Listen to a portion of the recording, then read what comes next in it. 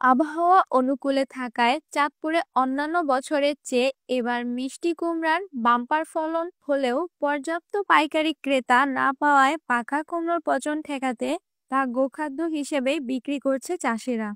এতে করে এক প্রকার হতাশা নিয়ে উৎপাদন খরচ তোলার দুশ্চিন্তায় তারা। যদি সরাসরি মাঠ থেকে কুমড়ো কেনার ব্যবস্থা করে প্রশাসন, তাহলে হয়তো খরচ পোষাতে কিছুটা আশার আলো দেখা যেত। আমরা চাই সরকারের কাছে আমাদের এই সার বীজ এগুলা যেন একটু কম দামে দিতে পারে, দেয়, এইটাই চাই। ৩ ফেব্রুয়ারি সোমবার সদরের দেবপুর, হাজীগঞ্জের বাকিলা সহ আশেপাশের এলাকাগুলোতে মিষ্টি কুমড়ো নিয়ে বাম্পার ফলন করা চাষিরা তাদের হতাশা তুলে ধরেন। দেবপুরের চাষি আবুল কাশেম বলেন, এবার আমরা মাঠের পর মাঠে মিষ্টি কুমড়ো চাষাবাদ করেছি, যেখানে গত বছরের চেয়ে দ্বিগুণ পরিমাণ জমিতে মিষ্টি কুমড়ো চাষাবাদে বাম্পার ফলন হয়েছে। তবে বীজ কেনা, জমি প্রস্তুত, ইজারাকৃত জমির মূল্য, পরিবহন খরচ মিলিয়ে ভালো দামে বিক্রি না থাকায় পোষাতে পারছি না আমরা। পাইকাররা এত কুমড়ো না কিনায় মাঠের মধ্যেই যেন পচে যাচ্ছে কুমড়ো। তাই বাধ্য হয়েই খরচ পোষাতে অবিকৃত কুমড়া এখন নামমাত্র দামে গোখাদ্য হিসেবে বিক্রির চেষ্টা করছি। আমাদের কুমড়া প্রতিদিনই পচা যাইতেছে, আমরা প্রতি কুমড়াগুলা ক্ষেতের থেকে কেটে আমরা পচা এগুলা ফালিয়ে দিই খালেতে। চাঁদপুর কৃষি সম্প্রসারণ অধিদপ্তরের তথ্য মতে এবার চাঁদপুর সদর ৯০ হেক্টর, মতলব উত্তরে ১৭৫ হেক্টর, দক্ষিণে ৪০ হেক্টর, শাহরাস্তিতে ৩০ হেক্টর, কচুয়ায় ৪৮ হেক্টর, ফরিদগঞ্জে ৯৫ হেক্টর ও হাইমচরে ৩৯ হেক্টর সহ জেলায় সর্বমোট ১১৩৫ হেক্টর জমিতে মিষ্টি কুমড়ার আবাদ হয়েছে। সবখানেই বাম্পার ফলন হয়েছে। এতে জেলায় এবার মোট কুমড়ার উৎপাদন হয়েছে ২৪,৯৭১ টন। স্তূপাকারে রাখা কুমড়ো দেখতে গেলে দেবপুরের স্থানীয় পল্লী চিকিৎসক লিটন সরকার বলেন, এবার মাঠ থেকে কুমড়ো উঠিয়ে তা বিক্রির জন্য দেবপুর, কুয়ারপুল, বাকিলা সহ বেশ কিছু স্থানে স্তূপ করে সাজিয়ে রেখেছেন চাষিরা। হাটবাজারে ৩০ থেকে ৪০ টাকা এবং পাইকাররা ১০ থেকে ১৫ টাকা দামে কুমড়ো কিনছেন।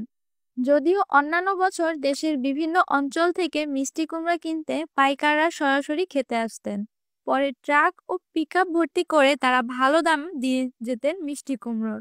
কিন্তু এবার স্তূপকারে রেখে দেওয়া কুমড়ো পচে গেলেও পাইকারদের দেখা নেই। তাই কৃষকের এমন নাজেহাল অবস্থা এড়াতে সরাসরি কুমড়ো কিনতে বা পাইকারি নিশ্চিত করা সহ আরো সহায়তা নিয়ে প্রশাসন যাতে চাষিদের পাশে দাঁড়ায় এমনটি দাবি করছি। আমি সকল যারা কুমড়া ব্যবসায়ী আছে ওরা আইসা যেন বিভিন্ন জায়গা থেকে এখান থেকে আইসা কুমড়া নেয় এবং আমাদের কৃষকরাও বাঁচে। এদিকে কুমড়ো চাষিদের পাইকার না পাওয়ার এমন হতাশার মাঝে গরুর খামারিরা সুযোগের সৎ ব্যবহারটি করছেন। তারা কম দামে মিষ্টি কুমড়ো কিনে তা গোখাদ্য হিসেবে কাজে লাগাচ্ছেন। এতে করে পুষ্টি সমৃদ্ধ এই কুমড়ো খেয়ে গরু দ্রুত মোটা তাজা হচ্ছে এবং অন্যান্য খরচ কমে গেছে দাবি খামারের। আমার কিছু খামারদের কাছে এটাই অনুরোধ, ওনারা ওখানে কুমড়া আছে, কুমড়া খাওয়া ফিডে কিন্তু গরু নষ্ট হয়ে যায়, মাংস স্বাদ পাওয়া যায় না, কিন্তু কুমড়াতেও গরুর মাংস স্বাদ আছে।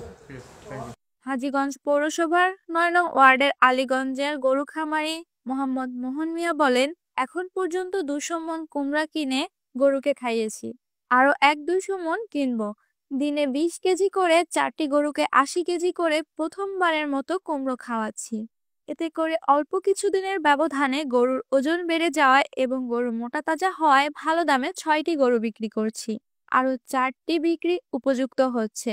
তাই খড়, ভুসি সহ গরুর জন্য অন্যান্য দানাদার খাবারের খরচ কমাতে কম দামে গোখাদ্য হিসেবে কুমড়ো কেনার এই সুযোগ কাজে লাগাতে সবারই প্রতি আমার পরামর্শ রইল। ফিডের কেজি ৮০ টাকা পড়ে, কুমড়ার কেজি ১৫ টাকা পড়ে। এই বিধানে আমি গরুর সর্বাধিক বিবেচনা করি। আমি এখন গরুর কুমড়া খাওয়াইতেছি, আমার মোটামুটি গরুতে ওজনে ভালো হয়েছে। আমি ৬টা গরু বিক্রি করে দিচ্ছি, বাকি আরো গরু বিক্রি করবো, ৬০০ আরো গরু ঢুকামো। আমি এই ২০০ দিনের ভিতরে ১০টা ১২টা গরু ঢুকামো।